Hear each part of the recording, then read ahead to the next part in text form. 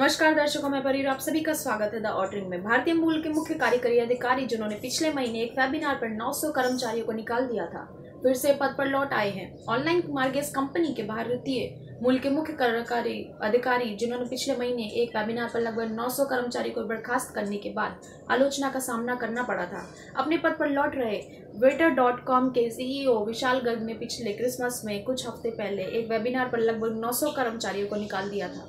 मैं आपके पास कोई अच्छी खबर नहीं लेकर आई हूँ। यदि आप इस कॉल पर है तो उस पर अशुभ समूह का हिस्सा है जिसे बंद किया जा रहा है। यह आपका रोजगार तुरंत प्रभावी रूप से समाप्त कर दिया गया है, श्री गर्ग ने कहा था। जिस तरह से उन्होंने कंपनी के 9% कर्मचारियों के बारे में सूचित किया कि उन्होंने जाने दिया जा रहा है, उस पर व्यापक आलोचना हुई थी। श्री गर्ग ने बताया कि छटनी को संभालने के तरीके के लिए माफी मांगते हुए कहा, मैं प्रभावित व्यक्तियों के लिए और बैटर में उनके योगदान के लिए उचित मात्रा में सम्मान और प्रशंसा दिखाने में विफल रहा।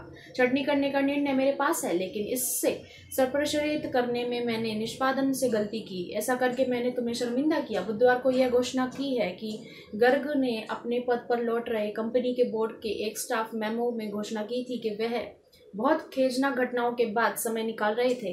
द न्यूयॉर्क टाइम्स की एक रिपोर्ट में कंपनी के बोर्ड द्वारा कर्मचारियों को भेजे गए एक ईमेल का हवाला किया गया, जिसमें लिखा था, जैसे कि आप जानते हैं, वेटर ने सीईओ विशाल गर्ग ने अपने नेतृत्व को प्रतिबिंब करने के लिए मूल्य के साथ फिर से जोड़ने के लिए अपने पूर्णकालिक कर्तव्यों से छुट्टी ले रही है, जो वेटर ने को महान बनाते हैं और एक कार्यकारी कोच के साथ मिलकर काम करते हैं। बयान में कहा गया है कि हमने विशाल पर भरोसा और वह जिस तरह का नेतृत्व, फोकस और दूरदर्शिता प्रदान करने के लिए प्रतिबद्ध है, उसे इस महत्वपूर्ण समय से बेहतर करने की जरूरत है।